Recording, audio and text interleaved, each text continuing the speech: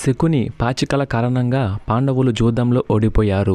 దాంతో కౌరవుల్లో పెద్దవాడైన దుర్యోధనుడు పాండవులకు 12 సంవత్సరాలు అరణ్యవాసం, ఆ తరువాత 1 సంవత్సరం అజ్ఞాతవాసాన్ని విధించాడు. అజ్ఞాతవాసం అంటే వారు ఎవరో తెలియకుండా బ్రతకటం. ఇక చేసేదేమీ లేక పాండవులు ద్రౌపది, సుభద్ర, అభిమన్యుడు ఇంకా ఉప పాండవులు వాళ్ళ సైనికులందరితో కలిసి దాదాపు 14,000 రథాలతో అరణ్యవాసానికి బయలుదేరారు. అయితే కౌరవుల పాలనలో ధర్మం లేని సామ్రాజ్యంలో మేము ఉండలేము అని హస్తనకు చెందిన 10,000 మంది బ్రాహ్మణులు మేము కూడా మీతో పాటు అరణ్యవాసంకి వస్తామని చెప్తారు. అప్పుడు ధర్మరాజు, మీకు మాపై ఉన్న అభిమానాన్ని నేను అర్థం చేసుకోగలను, కానీ మీరు మాతో పాటు అరణ్యవాసానికి వస్తే అక్కడ దొరికే వేర్లు, కందమూలాలు తినలేక ఇబ్బంది పడాల్సి వస్తుంది. అందుకే మీరు ఇక్కడే ఆగిపోండి అని ధర్మరాజు చెబుతాడు.